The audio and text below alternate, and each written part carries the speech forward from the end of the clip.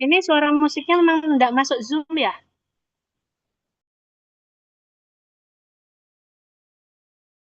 Ya, belum masuk. Bentar. Ini Oke. suara ya.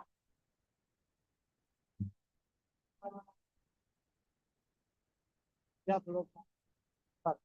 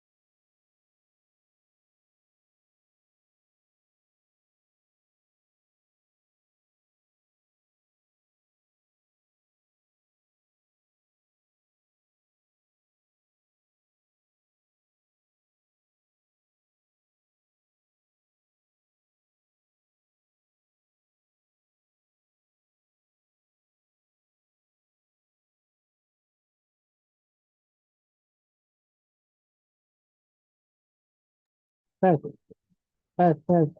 Enggak kedengeran soalnya. Tes. Halo, halo, halo. Oke, kedengeran. Halo, masuk semua, Bang. Sama suara juga. Halo, halo, halo. Iya, sip. Halo, masuk semua, Bang. Suara juga. Halo. Halo. Sip. Terdengar, Pak, terdengar. Tes. Tinggal kamera. Tinggal kamera dulu, Mbak.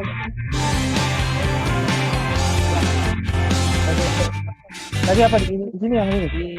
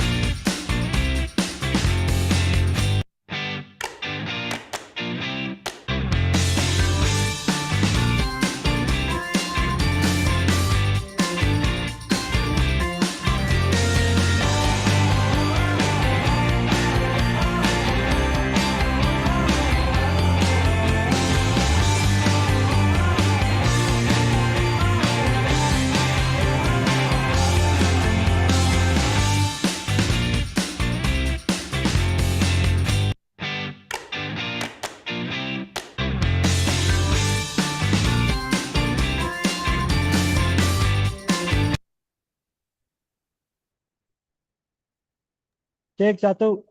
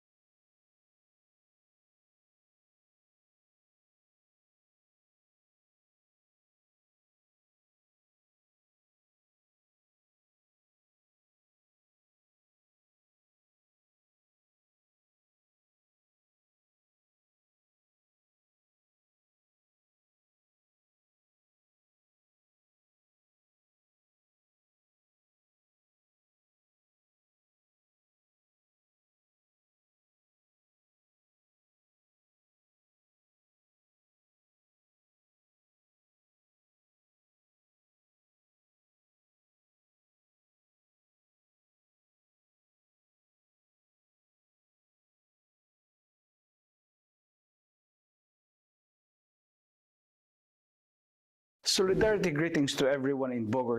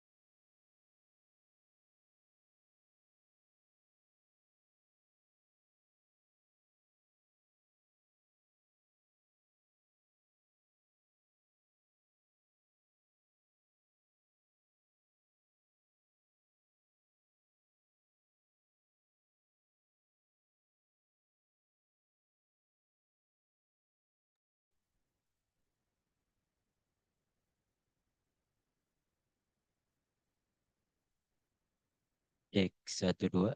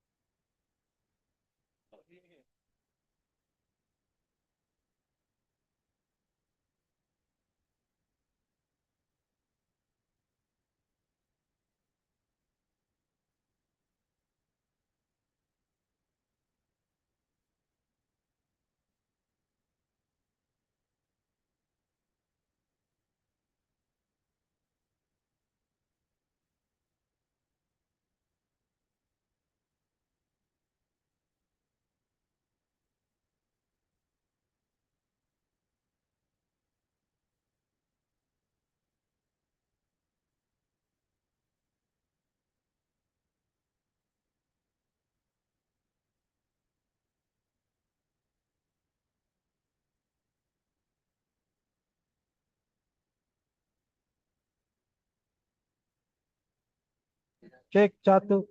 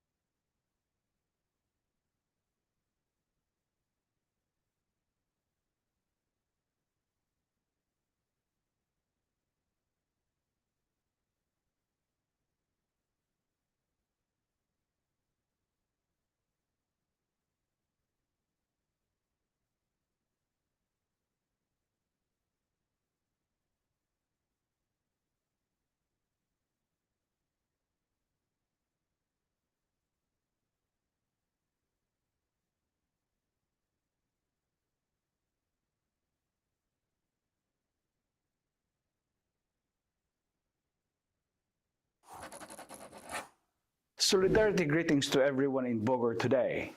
A post by Global.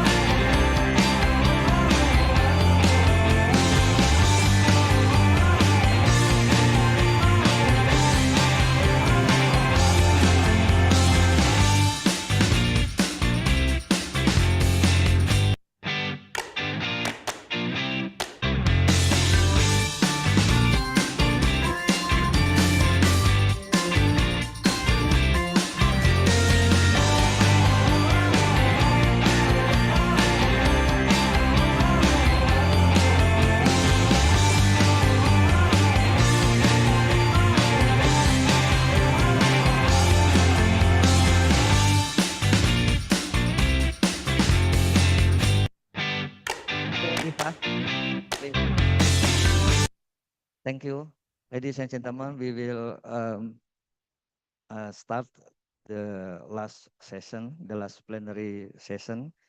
Some of us still in the IPP Central Library, but we will start this plenary session now by Pak Oci for moderators, and then Pak Oci, please, the stage is yours. Thank you.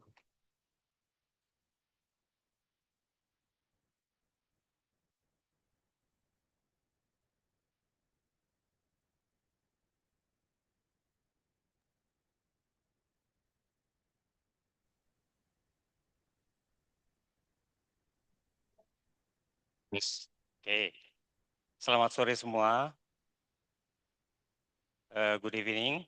In this evening, we will have the final sessions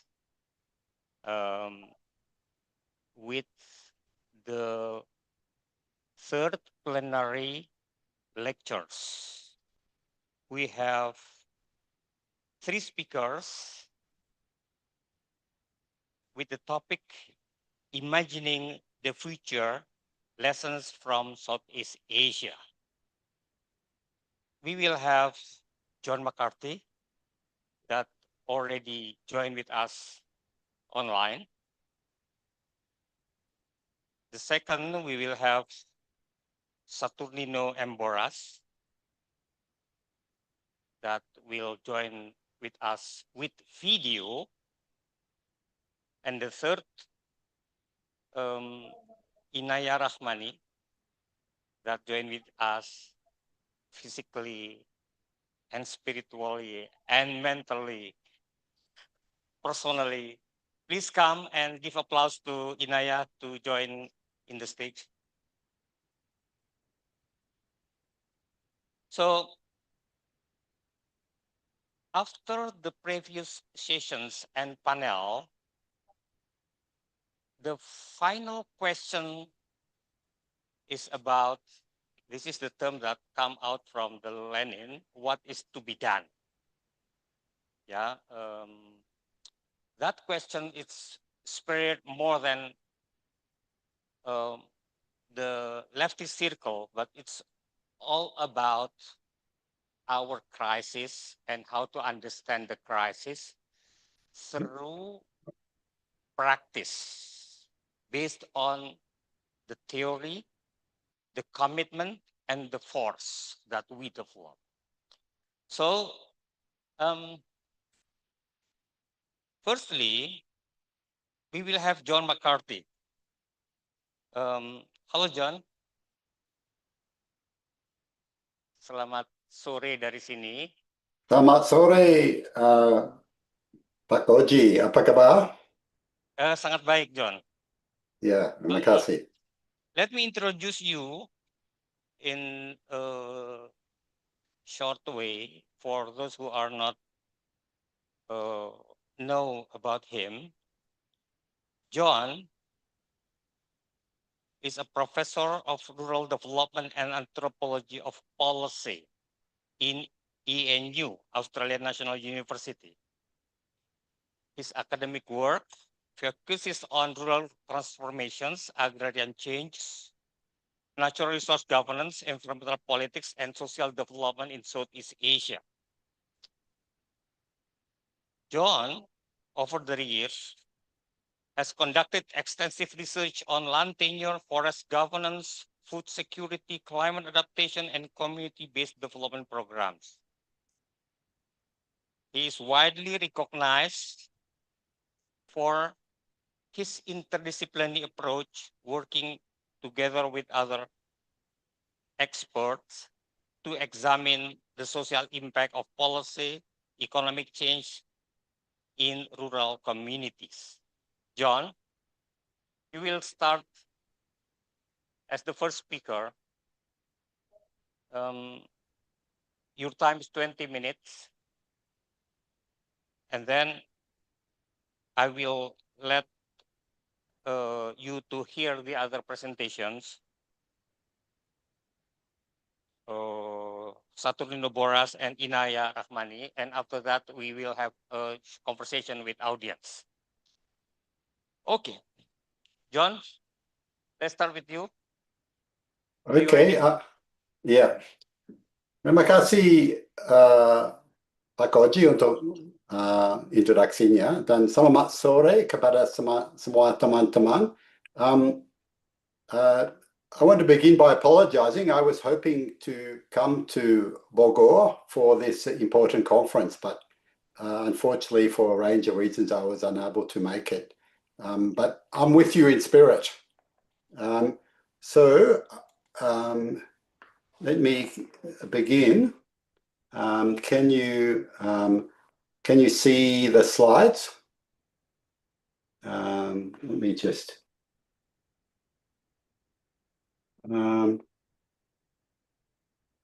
Okay. Yes, clear. Okay. All right. So, okay. Whoops. No, that's the wrong way. Just give me a moment. I will just begin like this, I think. Okay. So, thanks everyone for the opportunity to come and speak to you today. Itu tetap aja gitu. Maybe I'll just pin this one. And then, okay, can you all see me now? Okay, so what I wanted to do today was to talk about agroecological and territorial strategies and how they might be applied in Indonesia, focusing on Eastern Indonesia. Now, I'm aware that these approaches haven't really been applied consistently. So this is what is really relevant to thinking about the future for Indonesia, I think. So what we see is a range of development actors around the world talking about these different approaches, whether they be territorial approaches, nexus approaches, or even agroecology approaches. And in some ways, they are overlapping approaches. And if you look carefully in Indonesia's 5-year plan, the RPJMN, you will also see this nexus approach. So what these approaches suggest to us or pose for us is really the opportunity for rethinking these complex linkages and interdependencies between different processes and relations that make people insecure. And they're really about trying to help us think through how we might transform these forms of rural vulnerability, food and nutritional insecurity, and build more sustainable food systems. And part of this agenda is mobilizing a diverse set of actors to jointly reflect on and implement these transition pathways. And they're meant to work at a territorial scale, by which I mean they're really about integrated place-based and participatory solutions working in Pacific territories. In Indonesia, this would probably be the Kabupaten level. Agroecology is quite different in some senses, in that the agroecology agenda is really about addressing things like inequality, social injustice, power imbalances, and food sovereignty. Now, there are a number of criticisms of these approaches. For instance, they're often seen as overly technical. They sometimes neglect questions of social relations and power, etc. There are many critiques of them. I won't go through them. But one of the problems that we can see when we imagine the future for Indonesia is that although Indonesia has a tradition of very sophisticated and dynamic agroforestry systems, these ideas of agroecology are really being imported from Latin America. So the question is, will they work? Particularly in places like Eastern Indonesia, which I want to talk about today. So what I wanted to do was really move beyond the normative approach in some of this literature and really perhaps be a bit more diagnostic and think about how we might apply these approaches to think about the problems. So what I want to do today is really think about two things: the patterns of climate precarity and nutritional insecurity that we see. Why are they existing in this way, and how have they come about? And what are households doing in the face of these forms of insecurity? Now, when we think about this, it's important to look at the complex interdependencies that are shaping household strategies, and also to think about the role of both the human and ecological processes. And then secondly, I want to think about or discuss briefly the question of transformation. What might support or constrain processes of change in these environments? And what kind of territorial strategies might be required? Now, this is very much a work in process, so I'm interested in people's comments. Now, what we can see in places like Flores or Nusa Tenggara Timor, where we've been doing this research under a Connexi project. I think many of you have heard of the Australian government-funded Connexi project. I'm collaborating with a group of institutions and colleagues from across Indonesia on this project in Flores.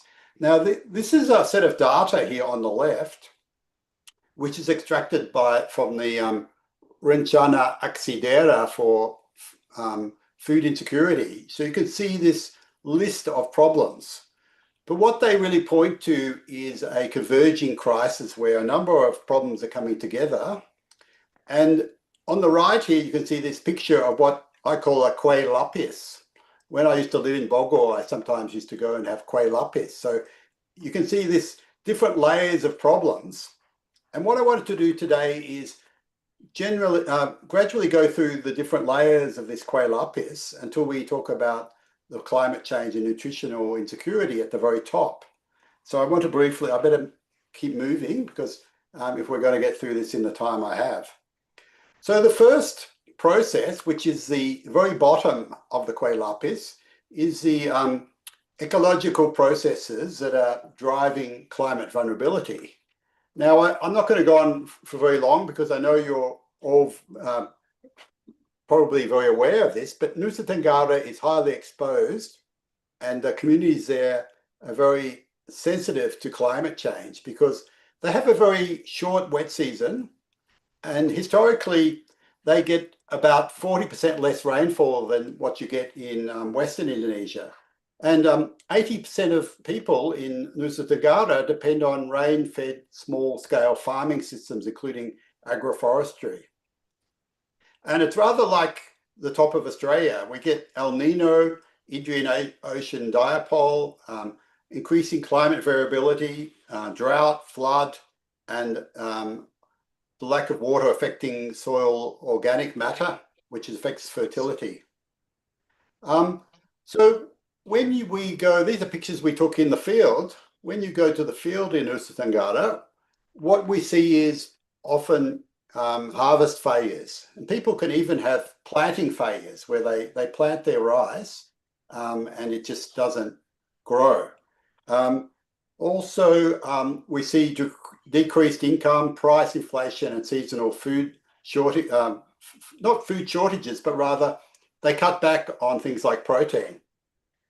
And one of the main strategies that people have found is that if they can intensify their cash crops through tree growing, they can deal with these issues to some degree.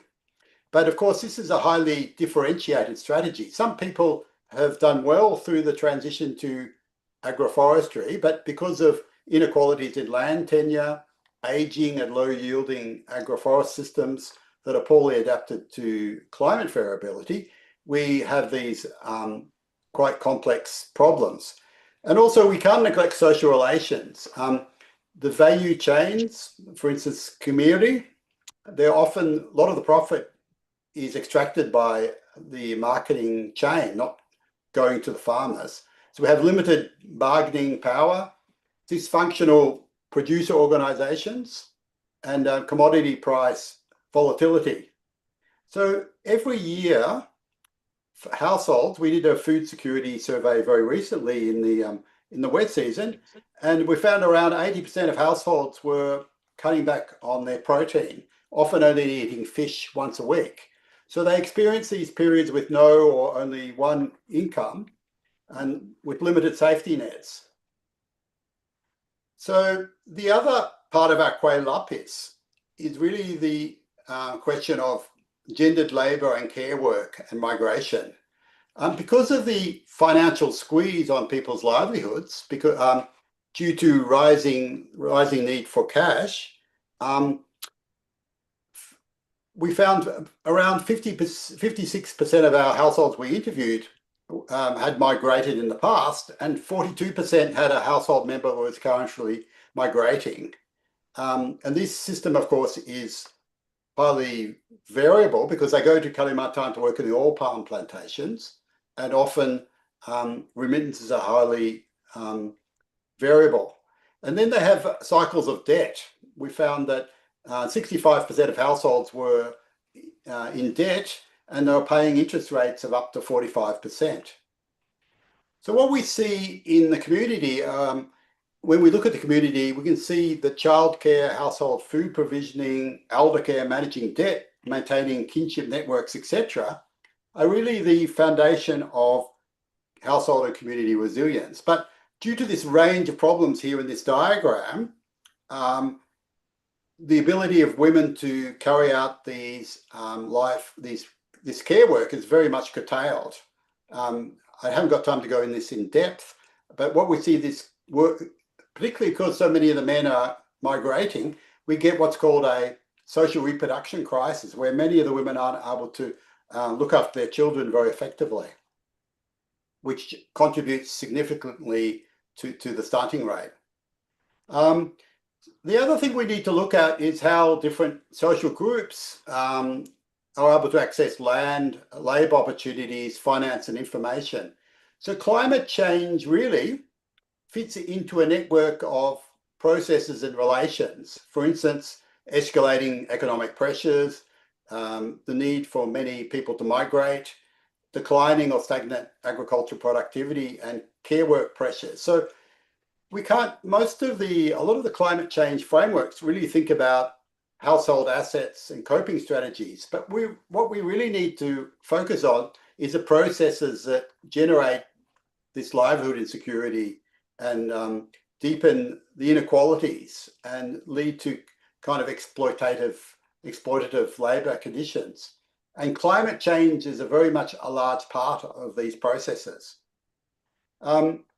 So moving on a little bit further, of course, communities aren't just sitting there. Communities have agency, and they do lots of things to deal with these 4 levels of the Quay Lapis. What we see is, as I mentioned, they're shifting to perennial tree crops and trying to manage extensive agroforestry gardens. If you spend time in the community, they're also pursuing micro adaptations in their farming practices. They're diversifying their livelihood and engaging in these care work practices that help them to get by, and they're migrating. And these 4 strategies really reflect genuine local responses. The problem is that state policies aren't really focused on supporting these community strategies, and civil society organisations and religious groups also are not really focusing on how we can help the communities to build these strategies. And so one of the possibilities for Indonesia, for Nusa Tenggara, is to build territorial strategies that focus on these four strategies to help people become more resilient. So the 4th level of our Quay Lapis is the one where we see problems of territorial governance. So what we need to think about here is how the state works, what kind of programs there are to assist communities. So the crisis that local communities are facing is not just a technical or agronomic problem, it's also a governance problem, which is very much rooted in how territorial governance works.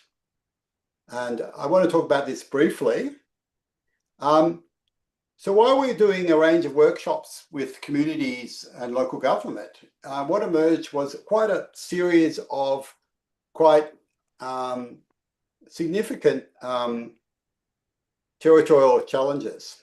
For instance, in Nusa Tenggara, they get about 80% of their budget from the centre, and so they have limited capacity to set their own policy. And there's really very limited administrative capacity at the district level, and then we get fragmented coordination and sectoral and top-down governance processes,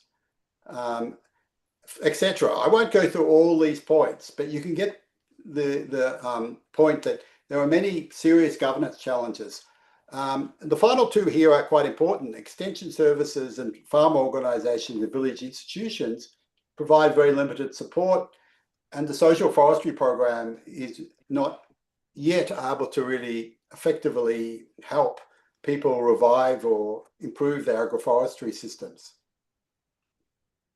So I think I'm probably getting towards the end of my time, although I've lost a little bit of track of the time. But I think it's good that I don't go on for too long.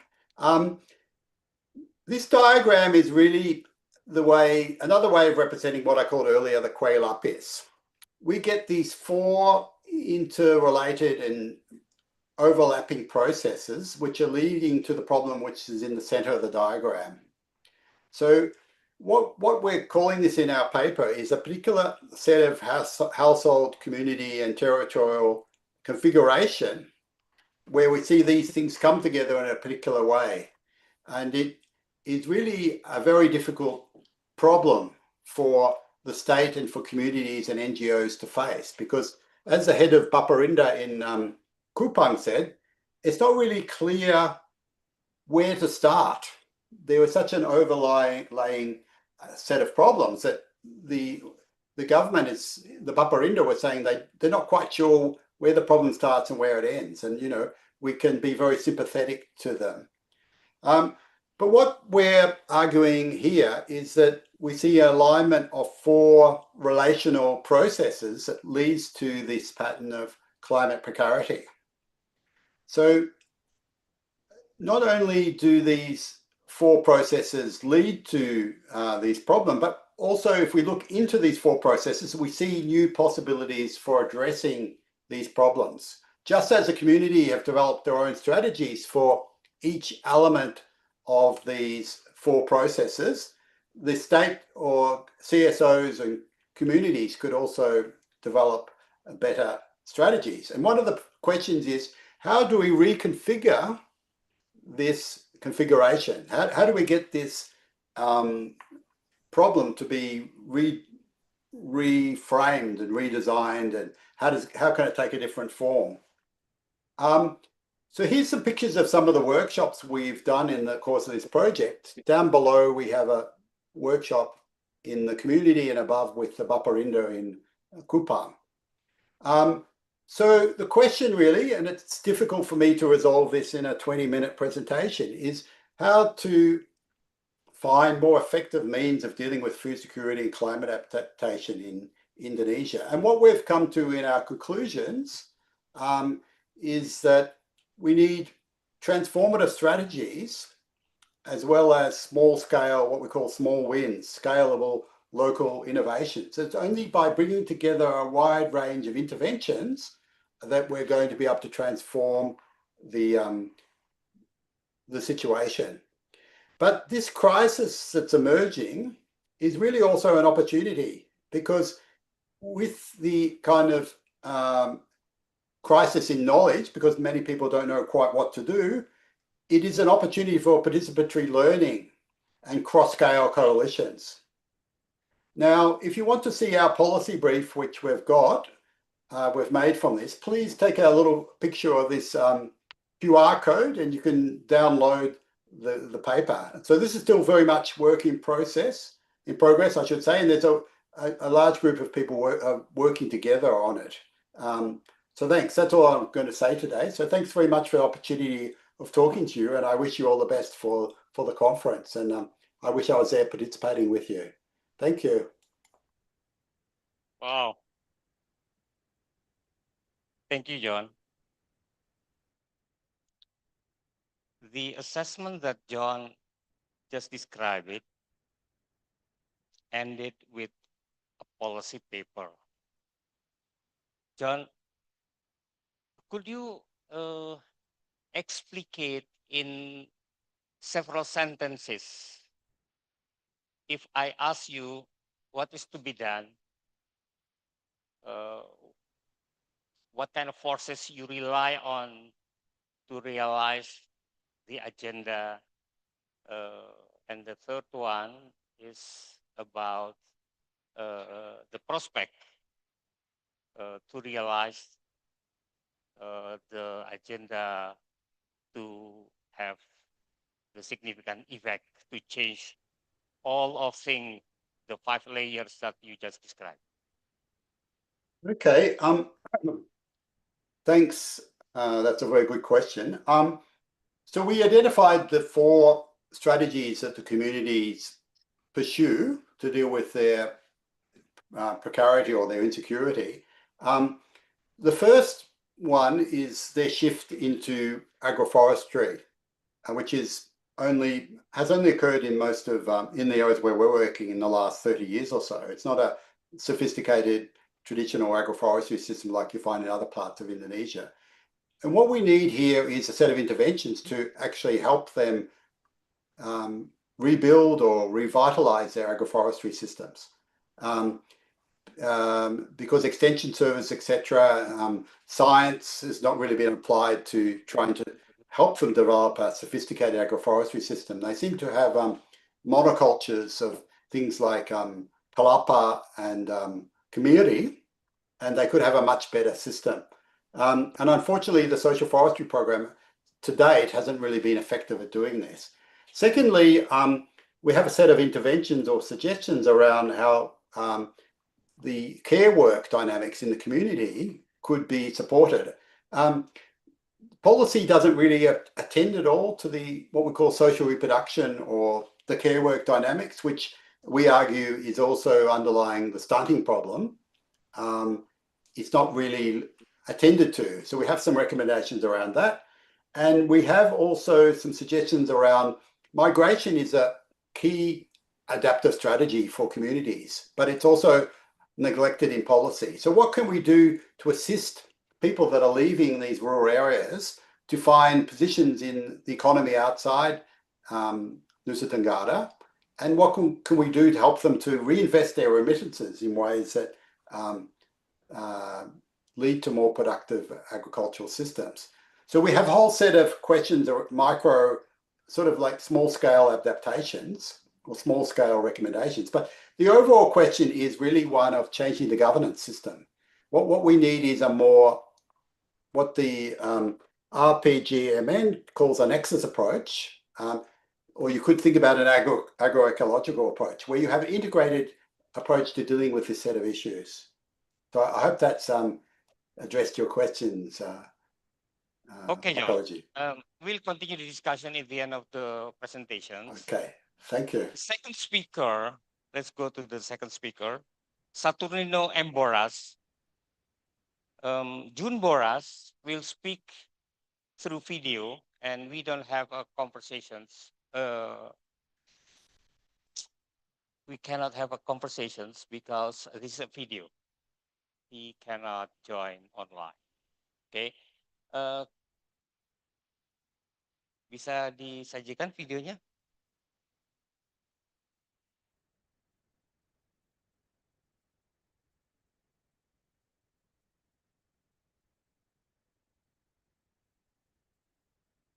Okay.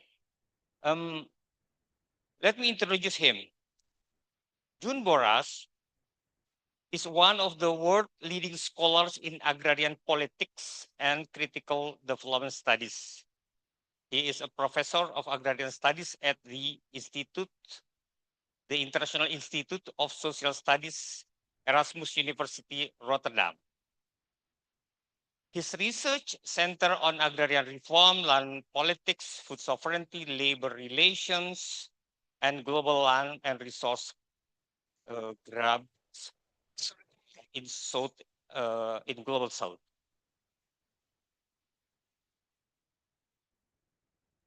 He previously served as editor-in-chief of Journal of Peasant Studies, one of the most influential journals in agrarian and rural studies. Let's hear his video.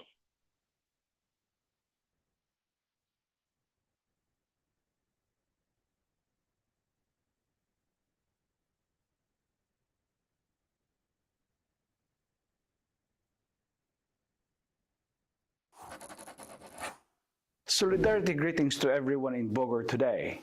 I apologize that I did not manage to join you in person. My task is to give a short intervention related to the topic of the conference, which is autonomous social sciences and alternative development in. Within this topic, a subtopic assigned to me is imagining the future, lessons from Southeast Asia. A huge topic indeed. The converging multiple crises are caused by global capitalism, and that's the most fundamental thing. These crises centered around exploitation and oppression based on social class and interlocking axis of social differences, race, ethnicity, caste, genders, generation, nationality, and religion, as well as ecological destruction. The absurd notion of endless and limitless economic growth means endless commodity and land frontier making, which in turn means constant and permanent land and resource grabbing. Expanded reproduction of capital for profit making means constant stealing of value from the working class, up to the point of causing crisis in social reproduction of working people. Profit making means plundering nature for raw materials in production without cost or for very cheap cost. Overaccumulation of capital and underconsumption become the defining features of the world or of global capitalism we are in now. And that is also definitely what we see for much of Southeast Asia. Capitalist states are representatives mainly of the dominant economic classes, mainly. They have deployed the apparatus of extra economic coercion, police, military, jail, judiciary, to enforce compliance to how the state and capital alliance wants the working class and peasants to behave. It is already difficult that the contractualization of labor, a scheme by neoliberal capitalism, has weakened militant trade unions, but the rise of the classes of labor, footloose labor, precariat, informal sector, or the relative surplus population, RSP, whatever term we use, has posed a challenge to social movement organizing. There are definitely relatively vibrant agrarian, labor, indigenous, environmental, and feminist movements within the region of Southeast Asia today. But whether their collective political force is sufficient to block the threat or reverse the damage caused by capitalism today remains to be seen. And it's a very difficult challenge. It is in this context that alternatives become crucial. By alternatives, I mean systemic alternatives, and not just alternatives within the capitalist system. I do not want to dismiss struggles for alternatives within the system. What is problematic is the notion of alternatives limited only within the existing system and the existing logic without questioning the very broad logic. It is here that I think the notion by Eric Olin Wright of how to be anti-capitalist in the 21st century becomes urgently relevant. For Eric Olin Wright, there are at least 4 ideal types of struggles, namely escaping capitalism, resisting capitalism, that are both operating mainly outside the capitalist state logic, and taming capitalism and smashing capitalism that imply transforming or even capturing the central state power. Wright's idea is how to combine these 4 in order to erode capitalism. It's a very different paradigm than before, than the classic anti-capitalism struggle. Thus, eroding capitalism, where we also construct alternatives at the same time, is the challenge. It is that conjuncture where the old is dying, but the new is not yet fully born, as Gramsci would say, is where we locate our struggles today. And those are necessarily struggles within and against capitalism. And in turn, it requires engaging with both the creative and destructive sides of capitalism. For example, we need to push for farm workers' struggles for higher wages and better working conditions. Both domestic and migrant farm workers in oil palm plantations in Malaysia involving Indonesian farm workers, for example, or Indonesian migrant farm workers in glass farmhouses in Japan, while at the same time trying to reimagine a better world beyond the concept and practice of monoculture plantations within capitalism and into diversified agroecology in a post-capitalist kind of setting. For scholars like us, gathered in this EPB conference today, the struggle for a world that is more just, fairer, and kinder, very different from what we have today, means forging solidarity with social movements of peasants, fishers, farm workers, pastoralists, workers, indigenous peoples out there in the trenches. Whether in monoculture plantations, in the oceans, in the mines, in the mountains, in urban slums. But not only. The struggles within and against capitalism is not limited to the trenches out there. It also requires to consider the universities, colleges, as a strategic arena of struggles within and against capitalism and for the construction of alternatives. Universities as extension of the logic of capitalism. Academic knowledge is not the only knowledge that is relevant in transforming the world into something better. Knowledge is produced by social movements, independent research organizations, and local communities are also relevant and equally compelling and equally important. They are different knowledges, but are of equal value, and that's a very important and fundamental starting point. However, the alliance of state and capital usually relies on academic knowledges to advance their idea of limitless profit making. In addition, under the generalized commodification of everyday life, the educational system, the academia, the universities have also become commodified as well. Therefore, exploitation, oppression, and ecological plunder are just as part and outcome of the educational system as farms and factories are. So the terrain of global knowledge politics is very much marked by inequality, just as it is in global capitalism. The root causes of the practical problems faced by early career researchers, for example, from the Global South, are political and in nature and rooted in the combined and uneven character of global capitalism. Researchers from the Global South, especially early career scholars, especially women and from ethnic minorities, are not by nature inferior to their northern counterparts.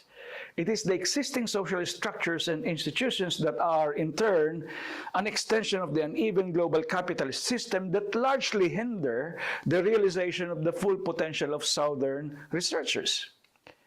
It is not natural. The current global knowledge regime is politically constructed and to a large extent shaped by the colonial past. That early career researchers, most of you who are gathered here in Bogor, in EPB today, most of you are in state universities, for example, in Sumatra, cannot access much of the needed journal articles because their libraries just couldn't afford to subscribe to the very expensive international journals or buy very expensive international books, mostly in English. In contrast to their counterparts based in leading universities in the Netherlands, like my university, or in Europe or North America more generally, compared North Sumatra University with Cornell University, for instance. So it affects the publication performance worldwide. It is a direct outcome of the logic of capital, as well as the global circuits of knowledge politics, given the commercialization via neoliberalization of universities and colleges worldwide. So early career researchers from the Global South generally do not have the resources to participate in international academic conferences. Your gathering today is a rare one, it's a special one. And this is one of the first layers that marginalizes them from the global circuits of knowledge politics. But on the few occasions when they even got sponsors to enable them to participate at international conferences, visa application rejection or refusal to let them board their flights are far too common. It's heartbreaking to see this over and over and over again. What kind of conversations about social change in the Global South do we expect from international conferences where a very significant part of scholars from these parts of the world are a priori unable to participate? That conferences are conferences for those who can afford it. What kind of development trajectory do early career scholars from the Global South, like Southeast Asia, is likely to take when they are unable to participate in important conversations with leading scholars and fellow researchers from other parts of the world? These are some of the manifestations of the inequality and injustice that define the global knowledge politics as it is constituted today. This knowledge inequality cannot be separated from the inequality and injustice in the world more generally that in turn trace their history back to the colonial times, as I mentioned earlier. If the causes of the poor performance in standard academic metrics, neoliberalized standard metrics, by researchers from the Global South, quality and quantity of scientific publications, successful competitive research grant applications, participation in international conferences, etc., are structural in nature, then individual excellence centered approaches and institutional mechanisms about incentives, these incentives to address the issue of inequality in academia, while relevant and important, may actually inadvertently reinforce, not unsettle, unfair structures or status quo in academia. How and under what conditions we pursue knowledge work themselves require unsettling the status quo. Emancipatory knowledge about global social justice can be produced and has been produced in deeply and democratic social structures and institutional conditions. The axes of inequality are intersectional, as I already mentioned earlier, a fundamental principle that is very important in the context of Southeast Asian region, for instance.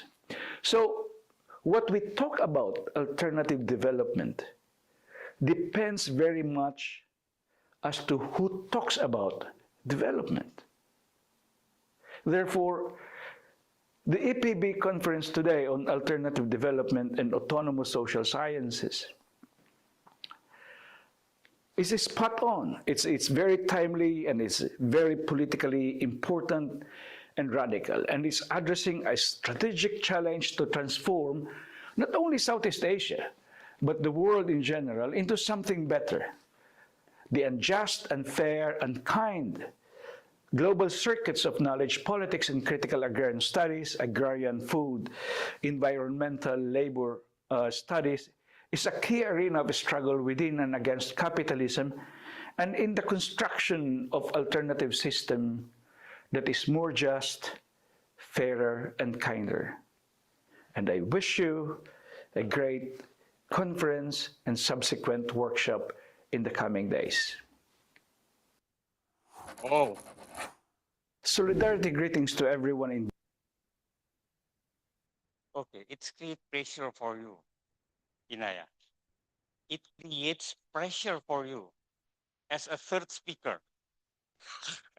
After the first one that speak on the layers of the problems, and then the second speakers talk about the need and strong urgent needs for the practice to transform, not in incremental way, but it has to have a systemic effect. So, Inaya Rahmani, I will introduce you a little bit. Okay, an associate professor at the Department of Communications, Faculty of Social and Political Sciences, University of Indonesia. She is also advisor at the Asia Research Center, ARC, University of Indonesia. Her research explore the intersection of media communication, inequality, democracy, and knowledge production in Asia through lens of cultural political economy. Now, according to the summary that you provided, she will speak about what to be done by scholar activists. So, if alternative development practices are fragmented, internally contentious, and shaped within conjuncture, what does it mean? Is it to be counter-hegemonic, or is it also related with how the social science should be autonomous? There are other issues that Inaya will speak for us today. I will let you to speak by your own voice.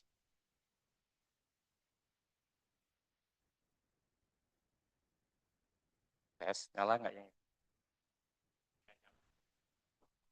Coba pakai ini aja. Nyala nggak? Ya. Klik. Halo. Nyala kan? Oke. Selamat sore semuanya, salam. Senang ada di sini. Terima kasih untuk panitia karena sudah mengundang. Thank you for the sharing, Bang Oji. Salam juga Pak John. And it was really lovely hearing Jun Boras's talk. Bapak, Ibu, kawan-kawan, terima kasih udah dipercaya untuk menutup pertemuan. We've spent 2 days in conversation. Kemarin saya menyaksikan lewat Zoom dan banyak pembicara shared with us their insights about autonomous social sciences and alternative development. The task for the next 20 minutes is to reflect on what these conversations reveal to us, what kind of social sciences we can work towards, and I hope to carry this forward in 3 key questions. I'd like to summarize some of the things that I heard yesterday from other speakers that frames my reading of autonomous social sciences. It's not a doctrine that we can adopt, but it's an external position we defend and we have to build every day through the themes, the people we talk to, and the kind of writing we commit to. I would like to bring forth conjunctural analysis from Stuart Hall, from Gillian Hart, and from Gramsci. And I'll use that term throughout this talk because I'd like for us to normalize understanding our position through historically specific moments in which multiple contradictions occur. So we've heard from John that there are climate precarity and nutritional insecurities. We heard from June that there's inequalities and broader structures of capitalism, and that knowledge that we produce and that we commit to do not occur outside of these structures of exploitation, but through them and within their contradictions. As such, conjunctures are different from context. It's different from historical period. It's a way for us to train our sensibilities and looking at where we are at a given position, the people around us, the spaces that we are in, and what is not permitted to happen and what is being absent, what is being sengaja dihilangkan. A conjuncture is a structured present, a meeting point of different temporalities, meaning that it's fleeting, it's momentary, and it occurs within nearable spaces. And it is what any autonomous social science must learn to read. To work autonomously, so to speak, is to specify the material, institutional, and political conditions under which knowledge labor becomes possible, mungkin dilakukan, have endurance, dilakukan dengan jangka panjang, and consequential, memiliki dampak. The work is conjunctural because the conditions are conjunctural. Asian development, as all of the speakers have contributed to in the past 2 days, is not a stable process.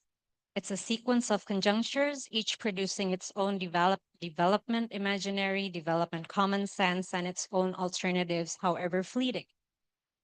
The colonial conjuncture organized extraction through plantation, indenture, and the Kulturstelsel, and produced its critics in the early anti-colonial intelligentsia.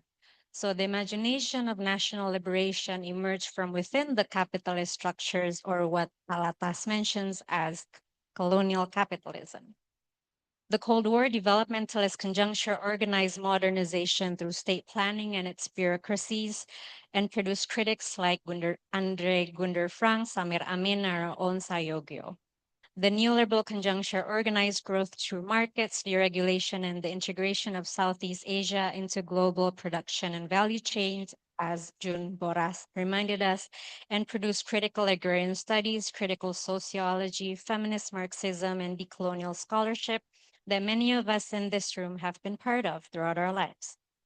The current conjuncture is not simply more neoliberalism, it is authoritarian neoliberalism layered onto ecological situations, extractivism, and also platform capitalism, with extractivist mode of production and mining, palm oil, nickel, sand, and data intersecting with civil enclosure with what Fedi Hadlis has called the populist turn. 3 theoretical implications follow. First, what we call alternative development is always alternative to a specific hegemonic arrangement, not to development in the abstract sense, but the material sense. Second, the figures and traditions we draw on for orientation were themselves conjunctural achievements, and we honor them best by understanding what they were responding to.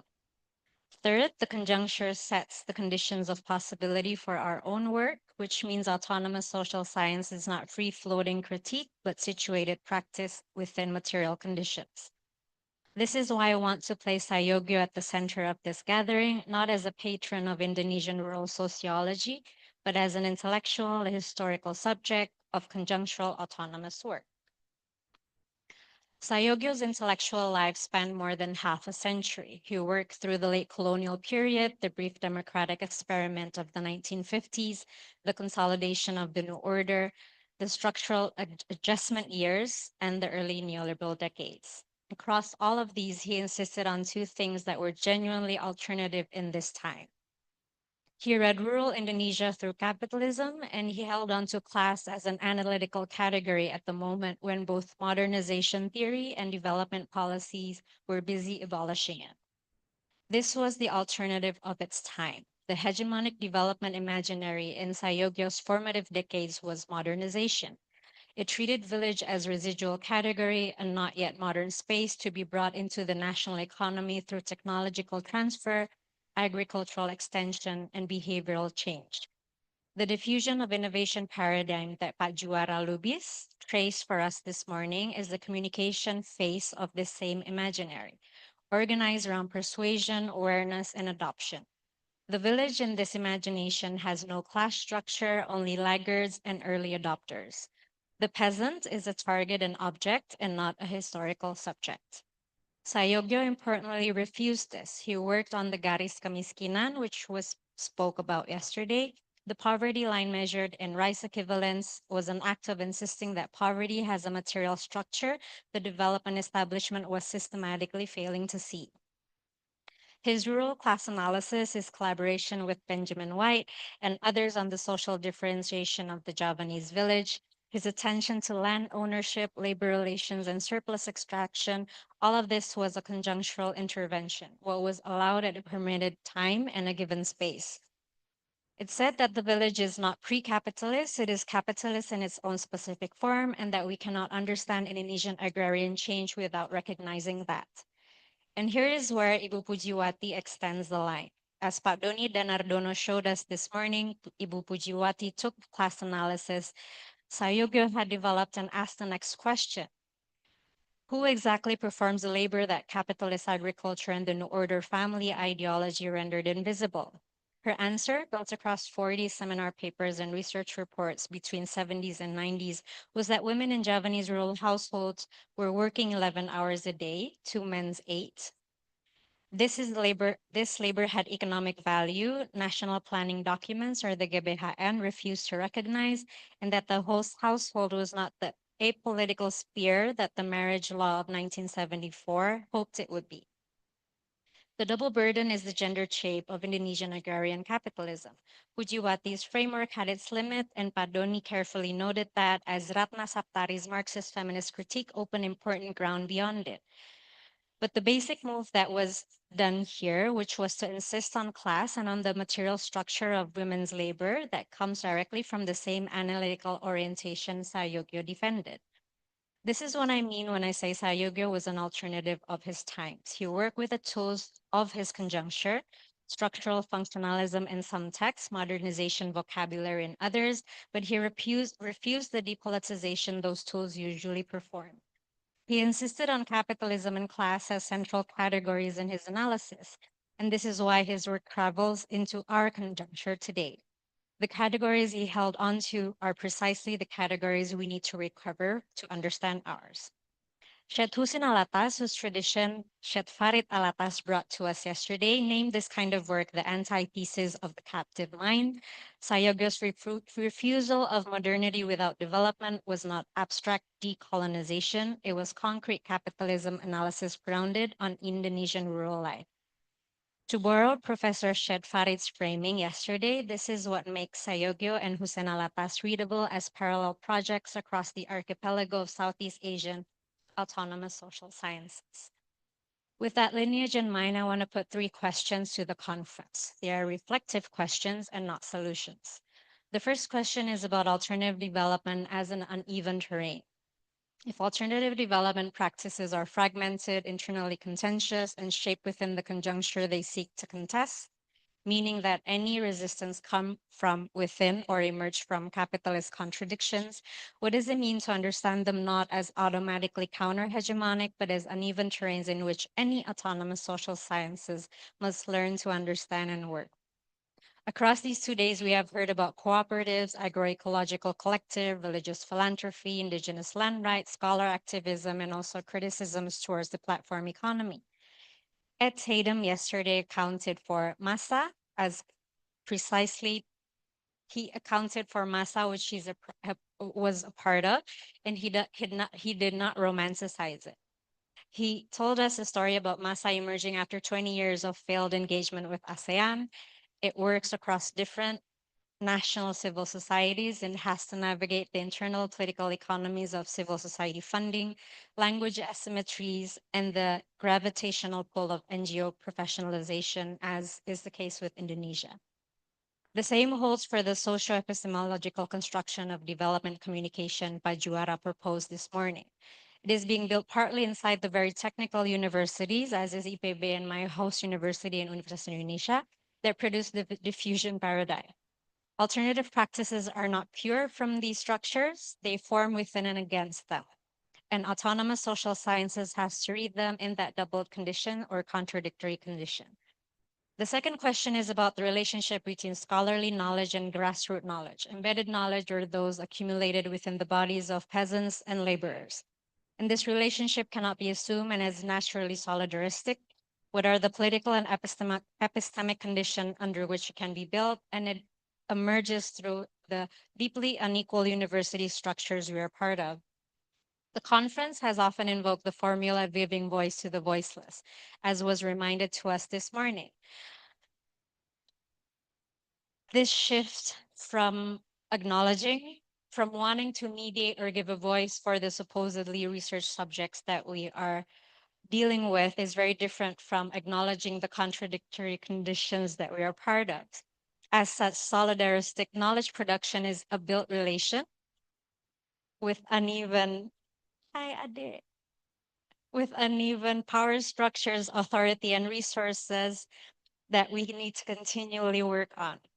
It requires institutional infrastructure that legitimizes grassroots categories within the scholarly work that we do, in the way Bupujiwati legitimized the 11-hour day against the GBHN's narrow definition of women's work.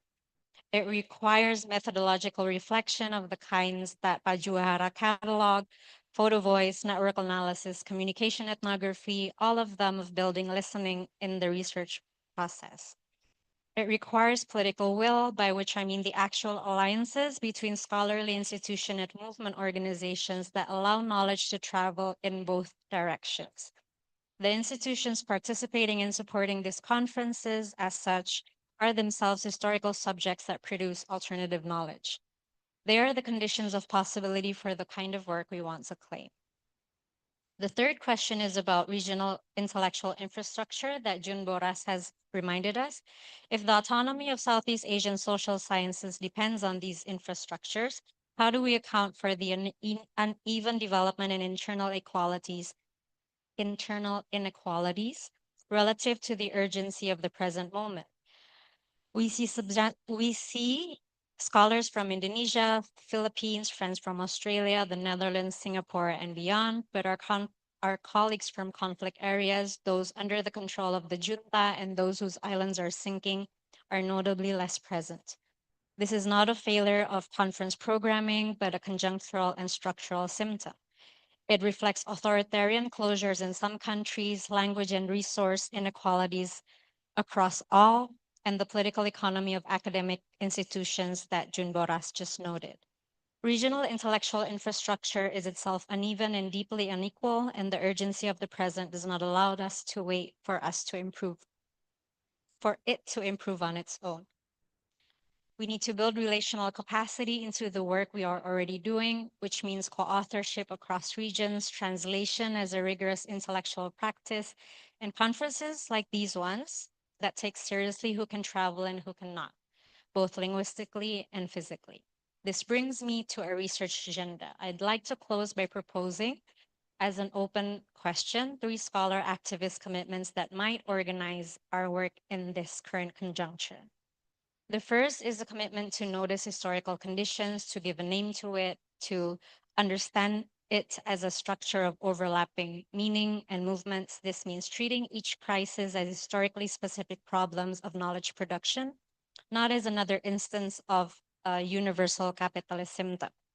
It means asking with Gillian Hart, with Stuart Hall, with Antonio Gramsci, and with Karl Marx, what is the specifics about this moment, this place, these forces we are part of? Whether agrarian conflict, anti-authoritarian protests, rising precarity, and what it means for millions of youths for whom employment is becoming a harder thing to obtain. These are not illustrations or just stories, but obvious concrete conditions. There are conjunctures we have to read carefully with the patience Sayogyo brought to the Javanese village. The second commitment is to build alter institutional infrastructures that we ourselves sustain within our own context. The Sayogyo Institute is one model to acknowledge, but there are so many scattered and fragmented people working within our own respective bubbles, ripe with infighting and competition over resources. With deep conjunctural analysis, power can be oriented toward redistribution rather than accumulation or internal competition. As a scholarly activist infrastructure that hold the line on the political and epistemic conditions for autonomous work, and they can only survive because we keep on building them. Ed Tatum's Massa belongs in this commitment. The third commitment is to take relational comparison seriously as a practice of solidarity. Relational comparison across sites and scale is about reading one social formation in relation to or against another to see what each conceals and what each reveals. The same logic applies within Southeast Asia, and Indonesia is not the regional default. Reading Indonesia against the Philippines, against Thailand, against Vietnam, against Laos makes our own analysis sharper and our solidarity more factually precise and contextual.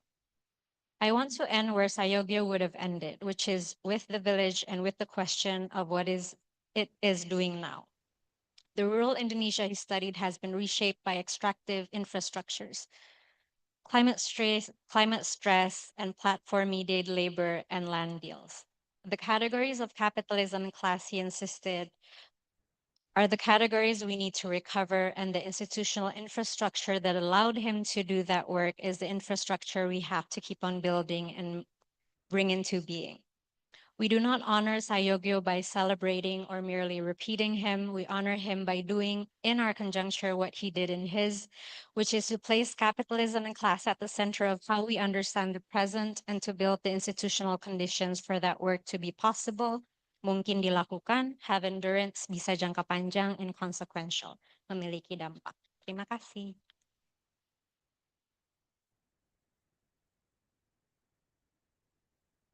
Wow, terima kasih Naya. The may I say it's like a call to struggle rooted in our current conditions, the conjunctural one, but have a durable effort as a struggle. So I will let the audience to comment. Yeah, from the first speaker, John McCarthy. Are you still here, John? Hi, John. Hi. Okay, you're still here. Okay, the second speakers through video, we cannot have conversation with him, but with Inayas, we are privileged. Our time now is 5 p.m. So we'll still have an half hour. I will let you to give comment, questions, anyone who takes the opportunity. Wow, all deep think. Okay, Pak Farid Alatas, the first. Is there any? Okay, let's start with Pak Farid. Thank you. I'm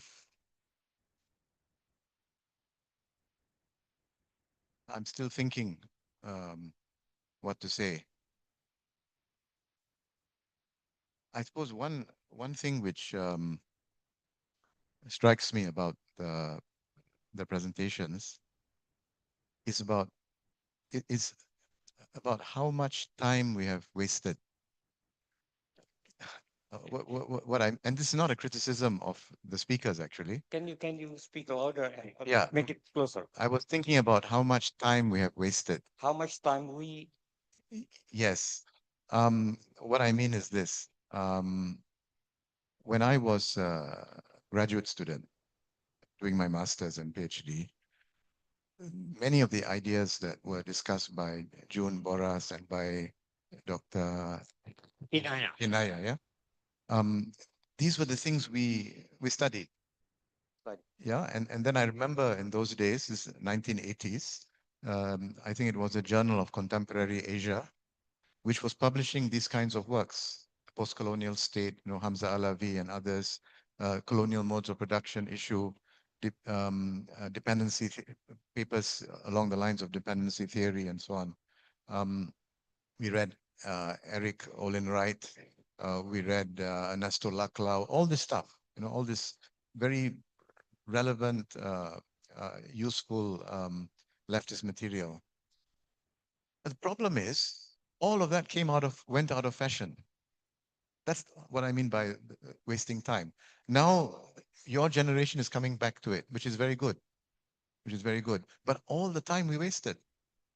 And why did we waste the time? Because it went out of fashion in the West, in America, in Britain, went out of fashion, and we just imitated them. Now we are rediscovering it, I suppose. And I think what we need to do, if we're talking about autonomous social science, is to not only go back to those debates, but also to bring what we didn't do the last time in the 80s and the 90s, in the 70s and the 80s. We were hardly interested in local ideas.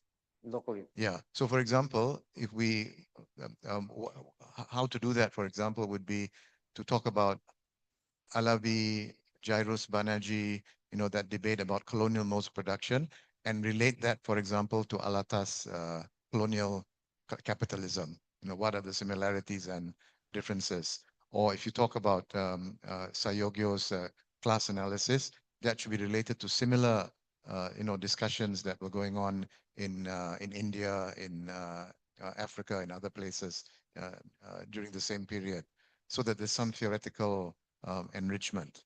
And most importantly, discussing among ourselves in the region, especially Malaysia, Indonesia, and Philippines, where we have almost zero interest in each other's theoretical contributions, almost zero. In the Philippines, they've been discussing, using Marxist, neo-Marxist analysis to talk about agrarian class structures, to talk about, development of capitalism in general. But there was almost actually no interaction with, I'm not sure about Indonesia, but with Malaysia, there's almost zero interaction.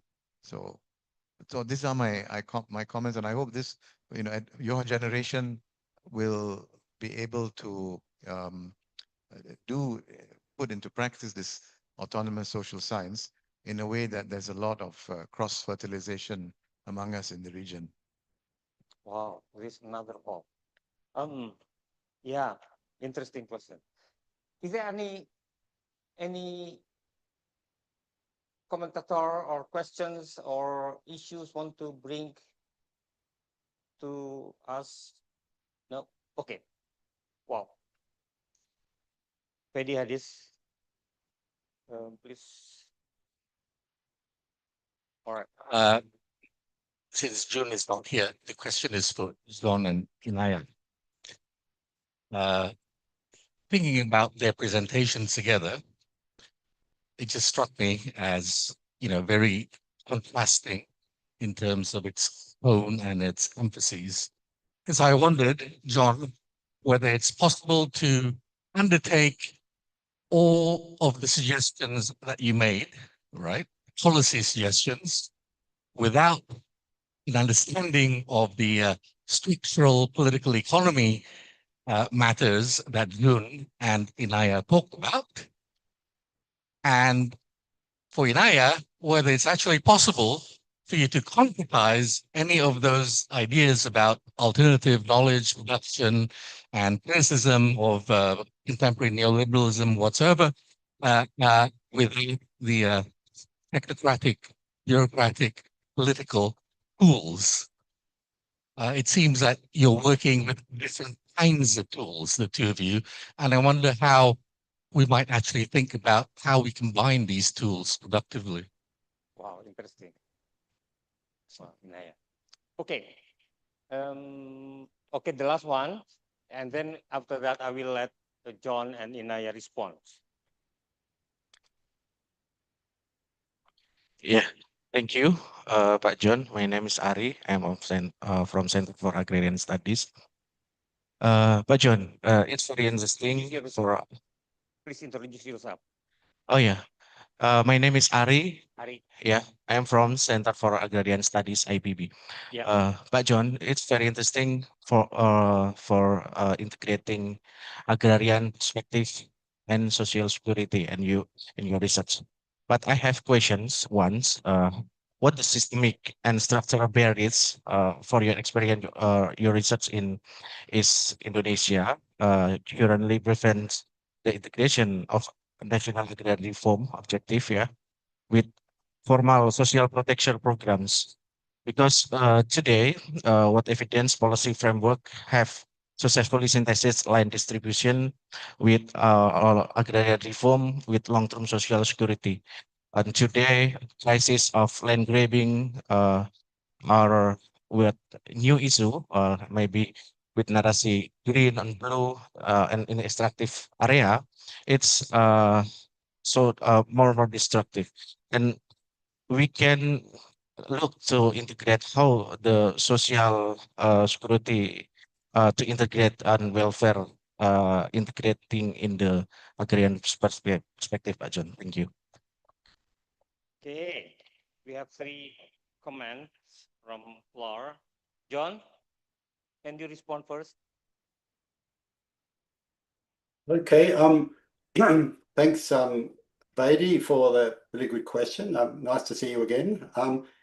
I guess I've done a lot of work on the structural issues in the past. So look, I'm totally aware of these, and I agree with you. But I mean, in a way, one of the critical dilemmas is the reality you see in the field is that there are all these programs that are not working, and there are all these initiatives that communities are taking to help themselves, even though they're not addressing perhaps the structural issues. People are trying to do things. So I think we need to bring in into focus the structural issues. And in our paper, we were thinking more about strategic sorts of interventions around structural problems, but clearly a lot more work needs to be done. But I think if we totally focus on the structural, we end up becoming quite disempowered in some respects because many of these structural issues are so difficult to shift. So it's really a dilemma that you're pointing to, and I'm not sure what the answer is. But I guess personally, what I've seen in Nusa Tenggara is a cross-sectoral interest or cross different layers of society, because the crisis is becoming so deep. There was a hint of the possibility of collective action across scale to deal with the issues.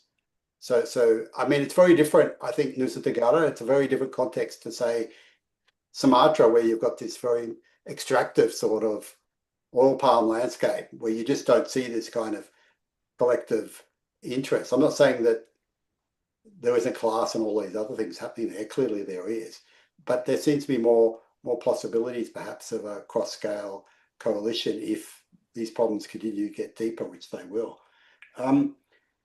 So I'm not sure how to answer that in some senses, but Pakari, I think you're right that the formal social protection programs are also quite not really delivering an effective social safety net.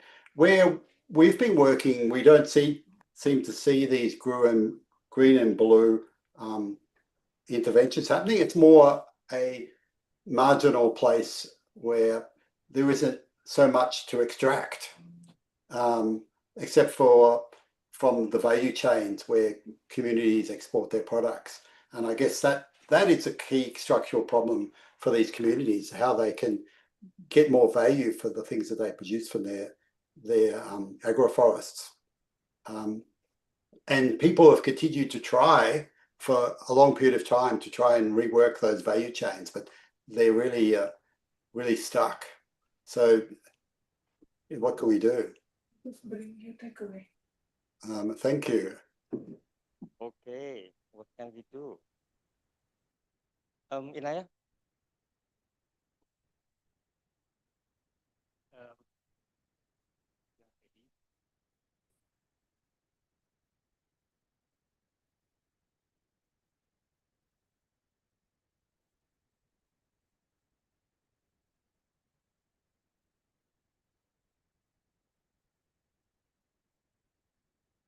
Can I respond to Pak Alatas first, as I'm thinking about what to respond to Pak Fedi?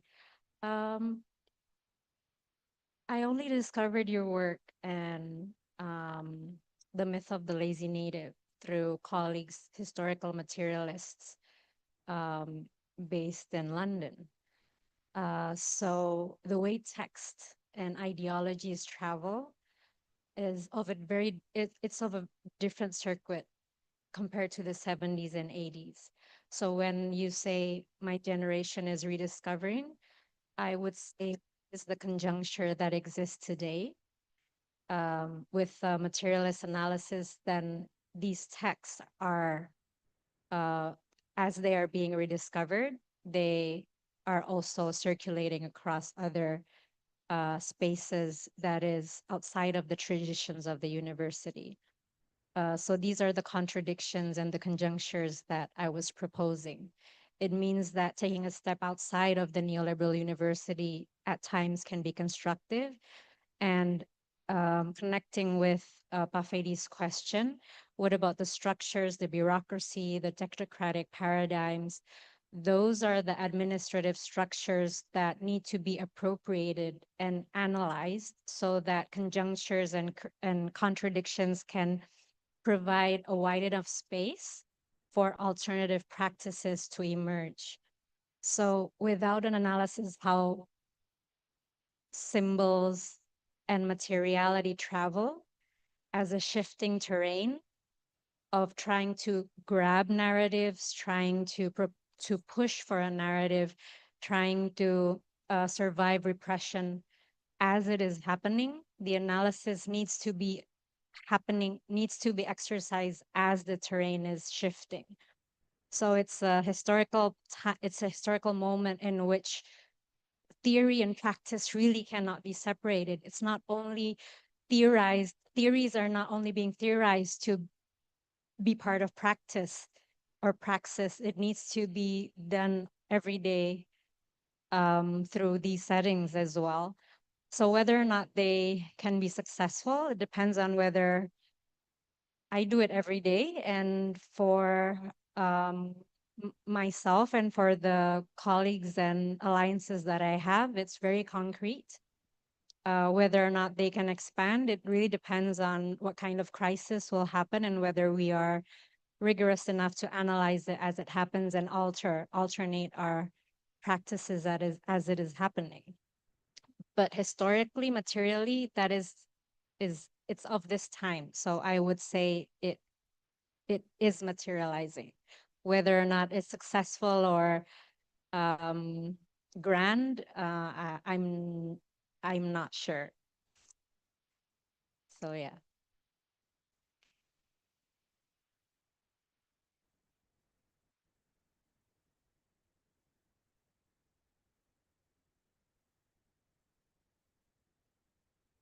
the specific term that introduced by Pak Sayogyo. He mentions about, he reflect about his long engagement and come into a sentence that reflect very important to us for thinking and practicing to future. The terms is from practice to theory and to new practice based on the theory. Let me elaborate a little bit related with Inaya's presentations. We already have a long struggle, okay, and has periods. We already cross periods, shifting conjunctures. From that, the question is about what knowledge in theoretical level we may harvest. And then, based on that theory, we need to have a conversation among theories. But then, after that, it is important to do new practices based on the theory that we already developed and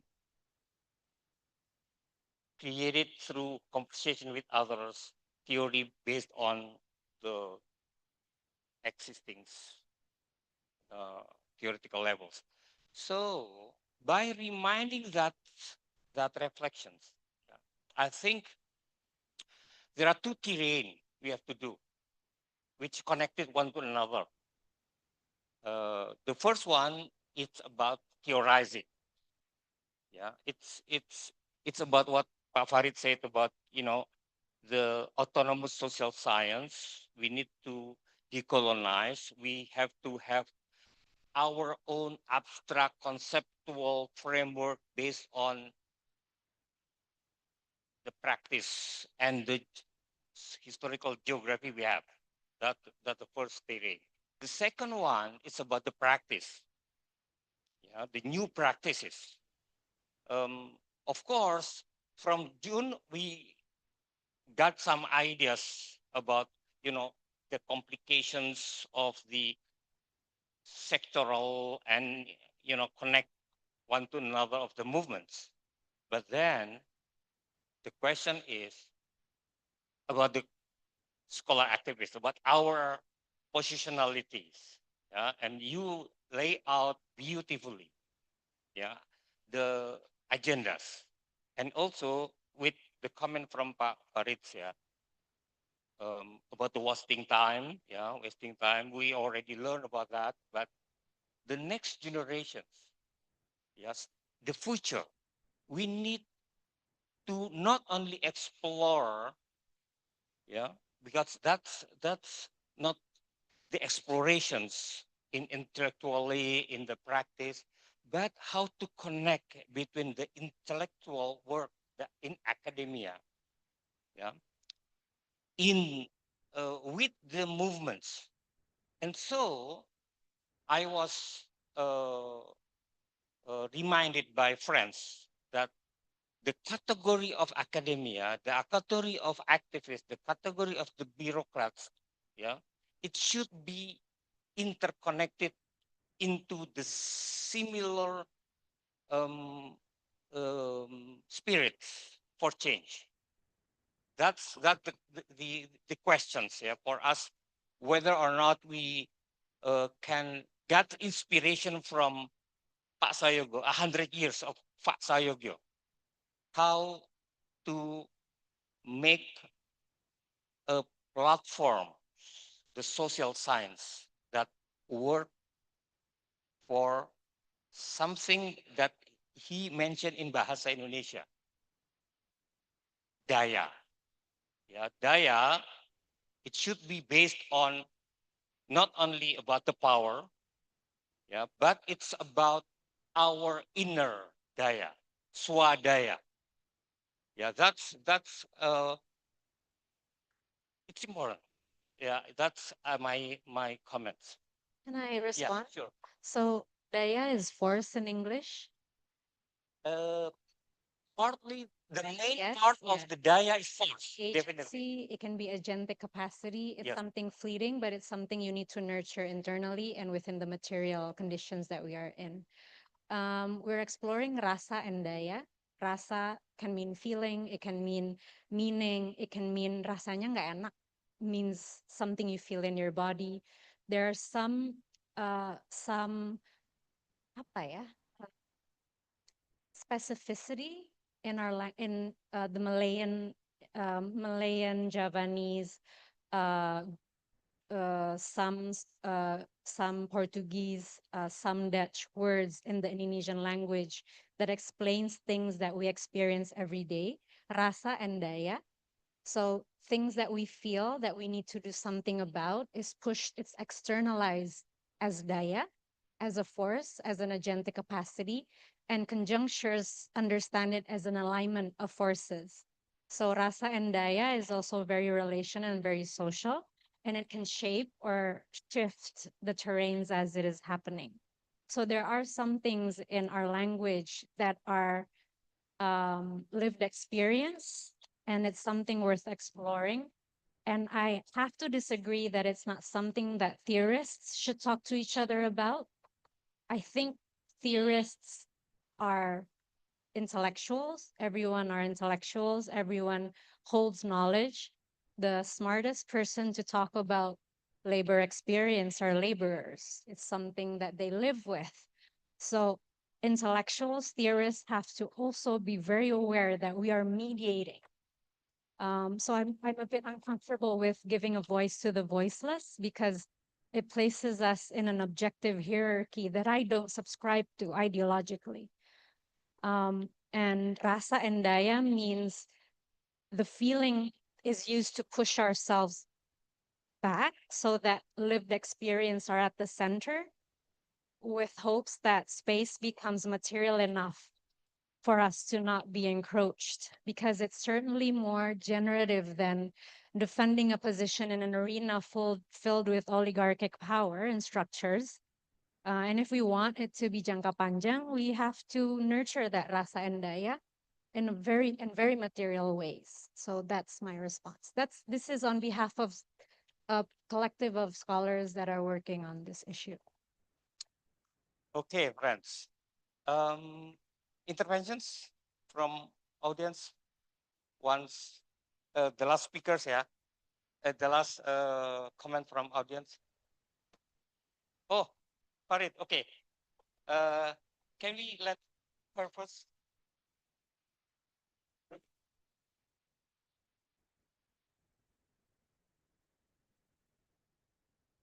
Yes.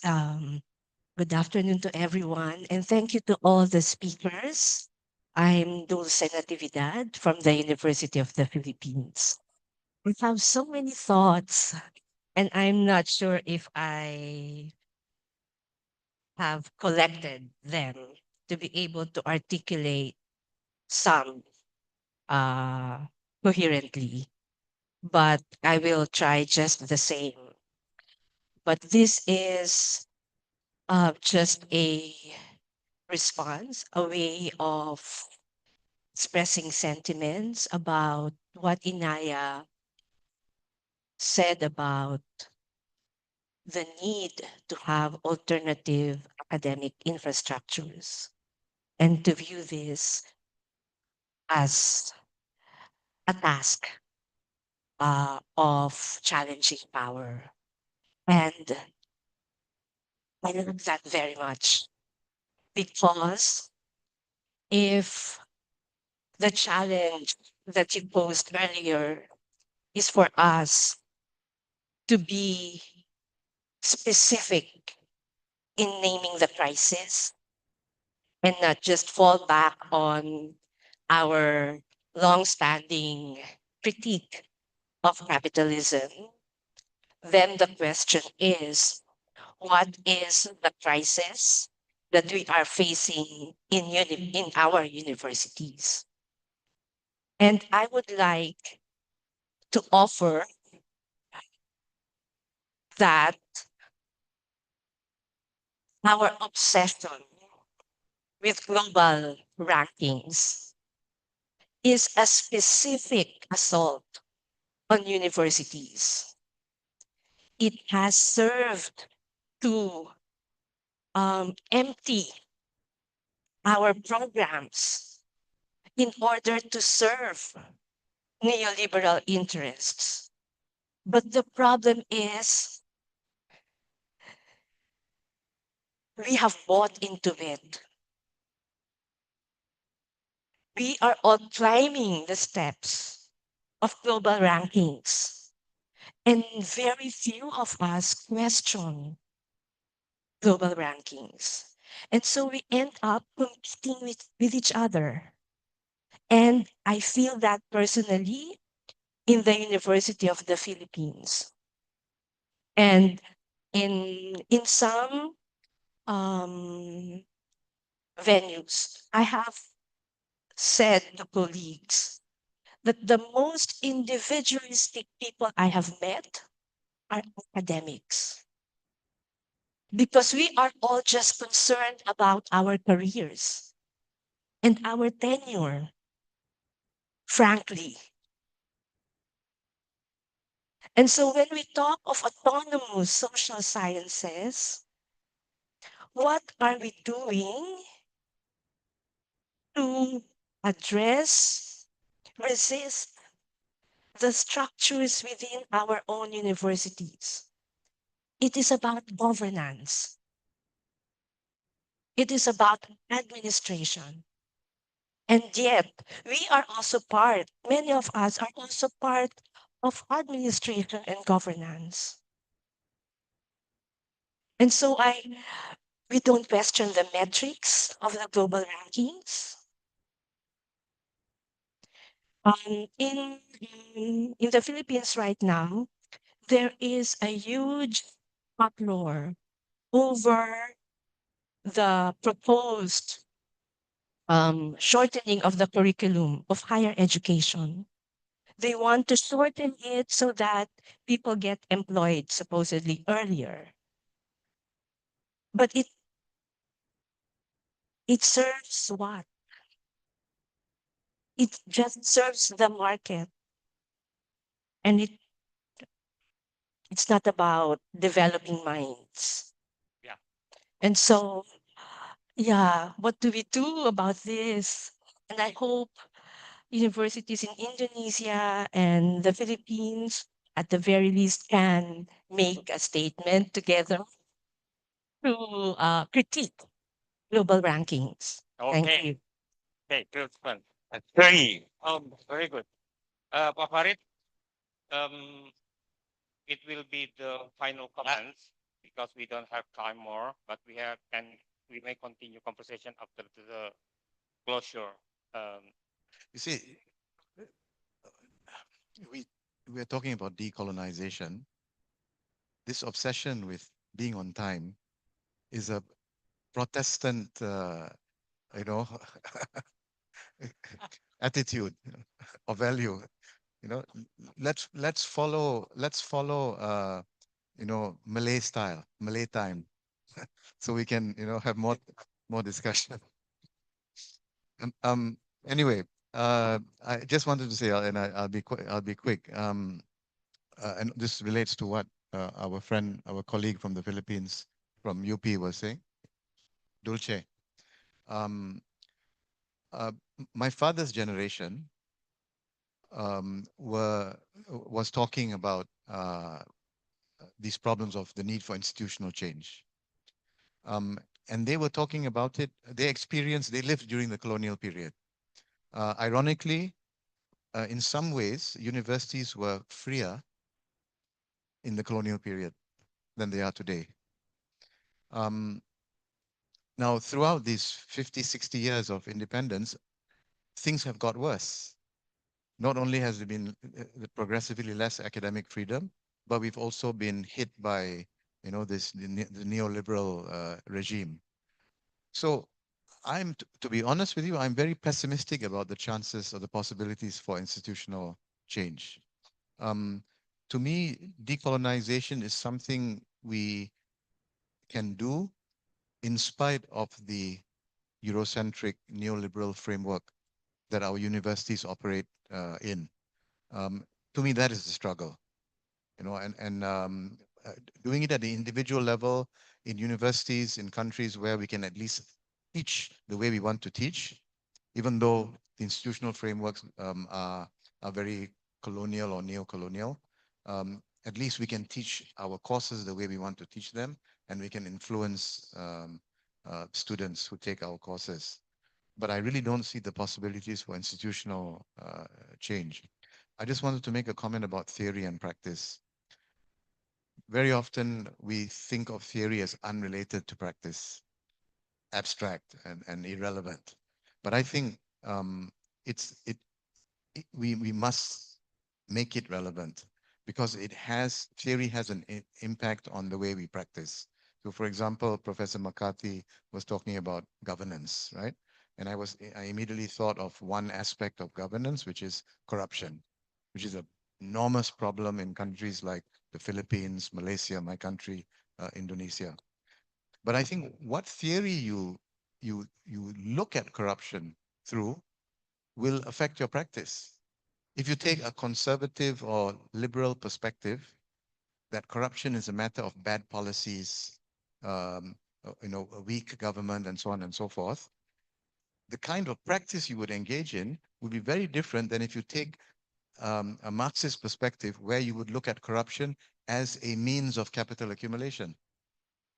And then you would relate corruption to the very system. It's not a weakness, it's not a problem of laws, of weak laws, but it's a problem of, it's directly related to the matter of capital accumulation. So I think we have to make that connection between theory and practice. Oh, yeah. Yes, sambil tutup ya. The final sentences or paragraphs from you. One sentence. I completely agree. And there's Fady here who his thesis with Dick Robinson about the oligarchy also shows how political bureaucratic accumulation is not an Indonesian peculiarity, but it's how accumulation occurs in Indonesia. Even so, more so today.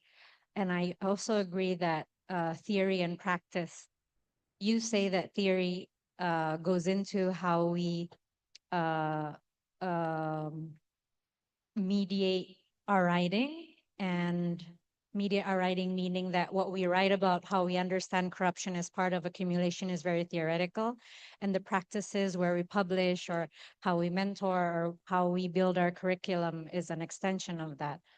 However, at the same time, with deep marketization, in which there are multiple neoliberal crises, it means that the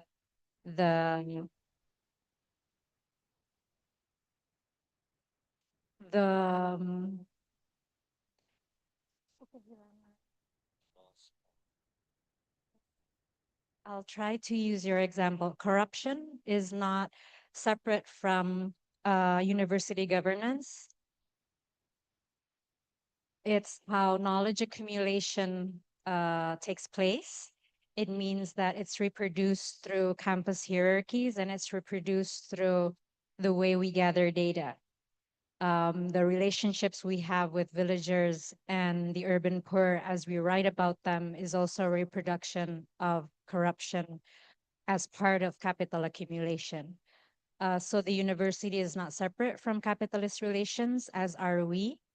And I'm not suggesting that we retreat back into analyzing our own labor relations, but understanding our work in relation to the research subjects that we're writing about, seeing ourselves, understanding our position within that structure, and not separating it because other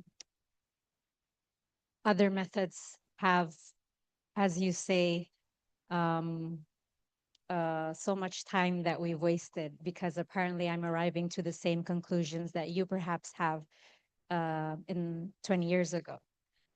So the newer methods means that between structural analysis and everyday practice needs to be one of the same. And that's what I'd like to propose. All right. John, you may have a final comment, some sentences, paragraph. I don't have a lot to add. I think it's been a great discussion, and clearly these problems are not going to be solved overnight, and they're, like Fadi said, they're very deep structural problems. But I still think it's worth thinking about how we can make a difference. So I don't want to become a totally pessimist by thinking about everything as totally overdetermined. I think we still have to have hope, and I think there is still space for doing things. Thank you. All right, give it a big applause for John and Inaya. I will end by a quote from Sayogyo in bahasa Indonesia first. Sebaiknya kita melihat masa depan dalam upaya membangun kemandirian sambil berupaya mengikuti pedoman rasa, karsa, dan kuasa.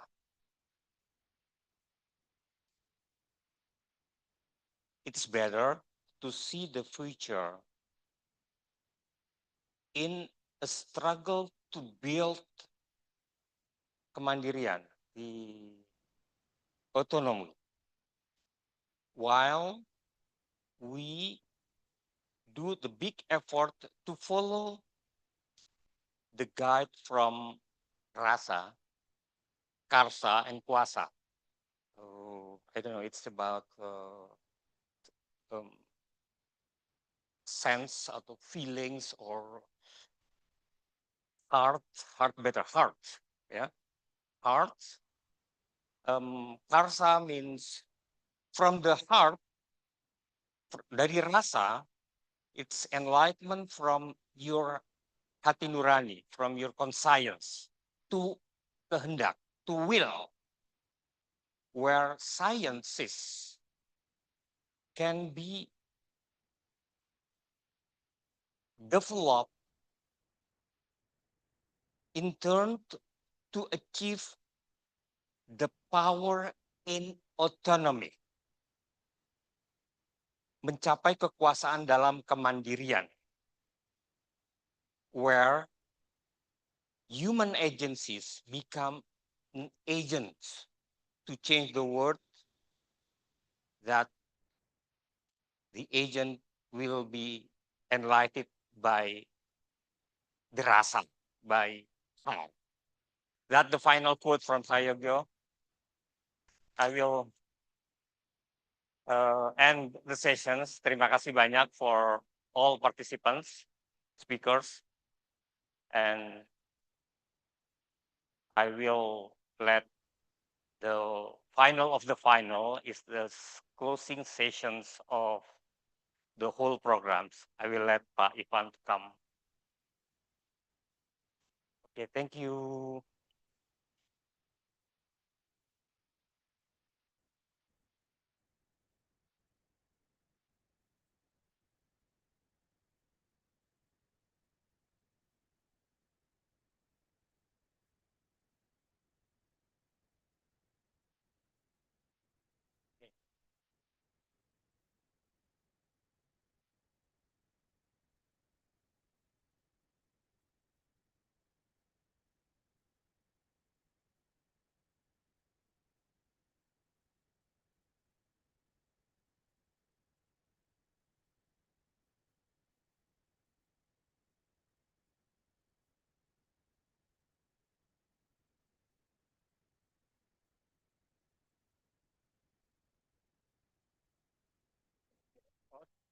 Sama-sama, oke.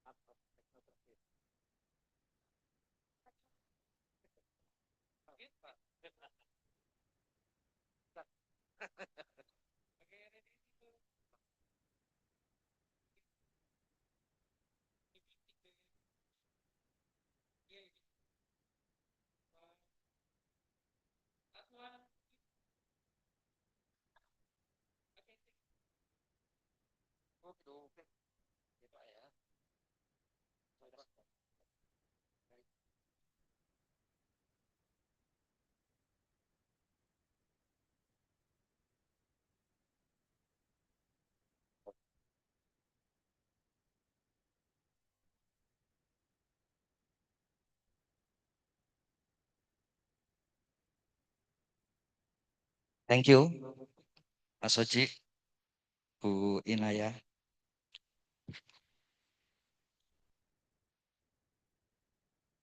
Distinguished Professor said Farid Alatas, distinguished Professor Fedi Hadis, respected culture and teams from the Program of Alternative Development, University of the Philippines, Diliman, respected Gabriel and the teams from the Institute de Recherche Surasia to Sudes Contemporary, respected Andrew and the teams of Pemangkin, Malaysia, respected scholar, presenters, moderators, lecturers, students, ladies and gentlemen, over the past 2 days, we have participated in a wide range of presentation during both the plenary and panel sessions.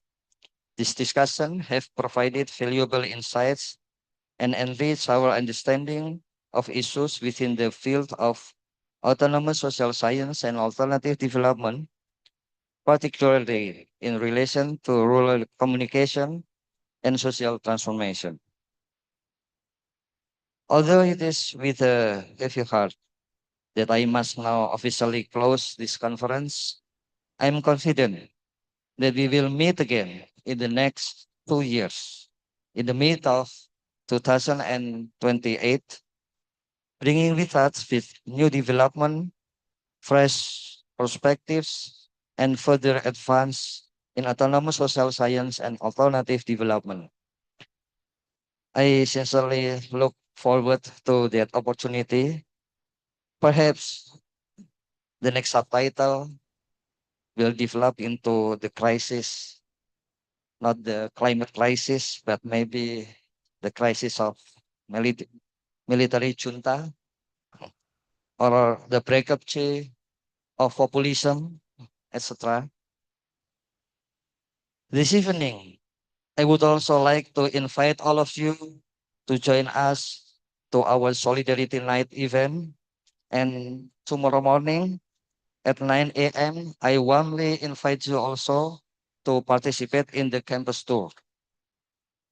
And please do not miss the upcoming seminar and workshop on examining the oligarchy in Southeast Asia, which we held on Monday, 25th May 2026, from 9 a.m. to 4 p.m. at the Faculty of Human Ecology and Social Sciences and the Central Library of IPP University.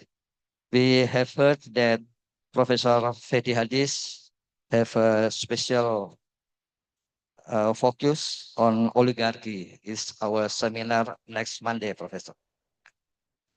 Once again, thank you all of your participation and contribution.